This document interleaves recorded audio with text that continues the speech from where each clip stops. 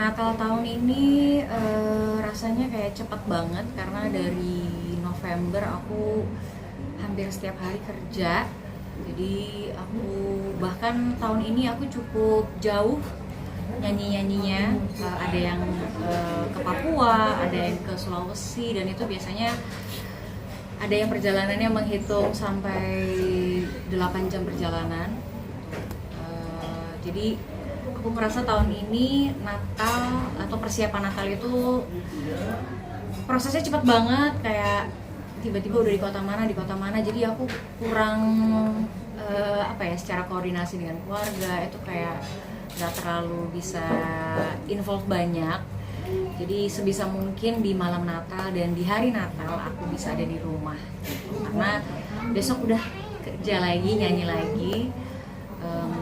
Natal tahun ini penuh syukur, lebih sibuk iya, tapi lebih banyak sukacitanya, lebih banyak orang-orang baru yang aku kenal, aku ajak kerjasama, banyak pengalaman dan kesempatan-kesempatan baru yang lebih ramai daripada tahun-tahun sebelumnya.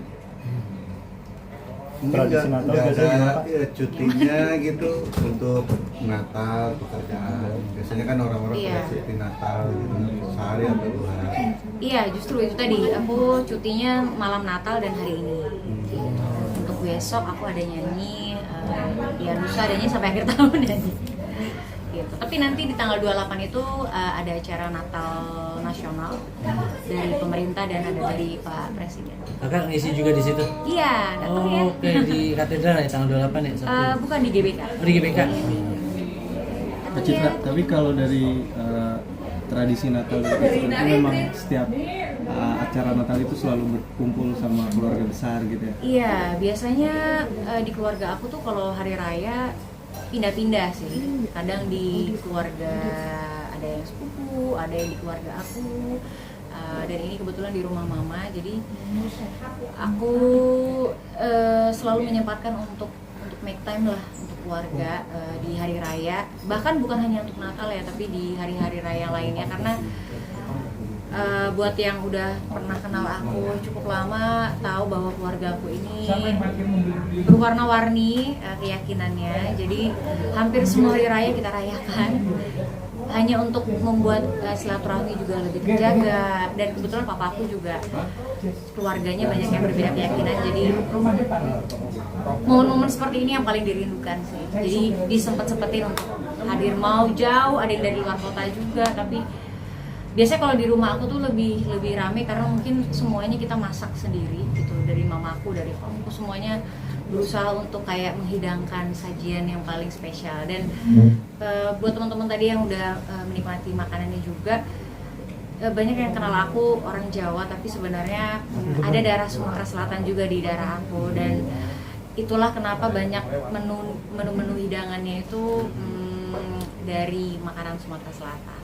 Kayaknya pempeknya enak ya. Kenapa? Pempeknya enak. Aduh, terima kasih. Bikin sendiri atau memang langsung dari sana atau gimana, Kak? Iya, hampir semua yang dihidangkan sampai kue-kuenya semua yang bikin mama aku. Kalau Kak Citra masak untuk menu makanan apa mungkin? Tentu tidak. Untuk aku hanya membantu makan, membantu untuk mencukupi segala kebutuhannya. Untungnya ada kakak aku yang standby di rumah, jadi aku koordinasinya lebih mudah karena semua yang mendekor apa segala macam itu ada kakak aku yang standby di rumah. Tapi kalau Natal menu yang nggak boleh absen apa sih, Kak? Hampir semua yang ada di sini, mungkin kalau nanti teman-teman datang tahun depan sama juga, sama, cuma mungkin dekorasinya yang ganti atau mungkin ada tambahan-tambahan. Biasanya kayak mungkin snack-snack yang lebih simpel itu biasanya nggak sama. Ada special request dari Kak Citra nggak sih ke mama, kayak mah masak ini dong mah yang nggak ada mungkin di hari-hari biasa? Dia langsung ku hidangkan, pas banget di tangan aku. Ini namanya kue 8 jam karena dimasak selama 8 jam. Wow. Kenapa ini spesial? Pertama, rasanya manis banget. Ini kayak kalau makanan bule nyebutnya egg custard. Nah, kalau di Indonesia kita punya kue 8 jam. Dan masaknya ini benar-benar pakai proses yang benar-benar cukup melelahkan. Selama 8 jam harus bolak-balik ngecek. Jadi aku ngerasain cinta mamaku lewat dessert ini. Cobain Kak. Coba ya. Semuanya nggak ya? Boleh ya? Konten deh. Iya. Soalnya nggak ada konten yang lebih sensasional ya. Pakai apa ya? Oh, tisu aja deh. Tapi ini memang khusus ada di Natal doang atau memang pernah kamu kayak mah bikin ini dong kalau di hari-hari biasa gitu? Biasanya kalau ulang tahun. Biasanya kalau ulang tahun atau ada acara keluarga, dan keluarga ini tuh sering banget merayakan sesuatu. Apa aja bisa dirayakan.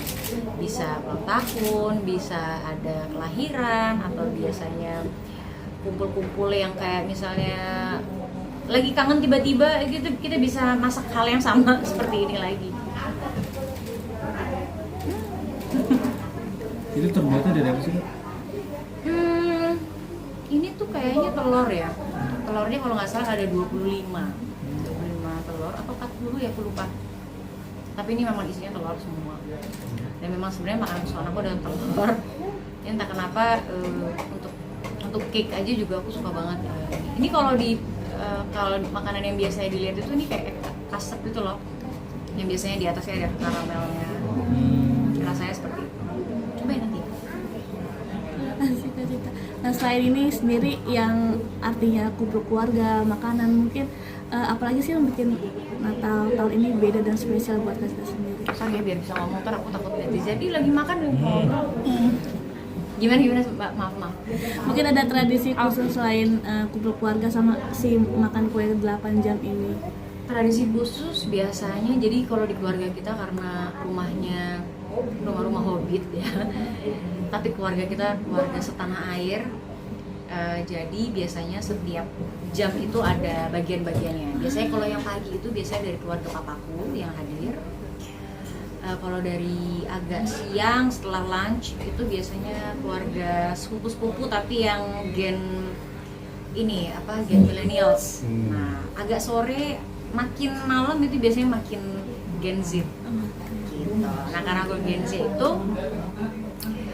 ya biasanya lebih fun, lebih casual, nggak terlalu formal gitu. Kalau sekarang memang ada, kalau agak sore juga ada tetangga, dan biasanya kita malam kita bagi-bagiin makanan juga gitu ke keluarga. Makanya dipastikan semua yang ada di sini semuanya halal.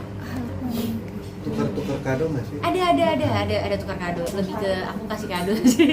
Karena buat aku dari kecil tuh aku selalu ngerasain Santa Claus di dalam keluarga aku. Walaupun aku tahu itu kayaknya setelah aku besar aku tahu itu ternyata pemberian dari om dan mama aku. Tapi begitu aku beranjak besar, aku udah mulai bisa cari rezeki sendiri. Aku seneng banget karena aku punya banyak banget keponakan. Jadi kayaknya aku ingin melanjutkan dan aku ingin menjadi si Santa Claus itu. Ada kado yang nggak mungkin ketinggalan, biasanya apa sih? Yang aku kasih. Aku tuh kalau kasih sesuatu memang cukup personal ya, maksudnya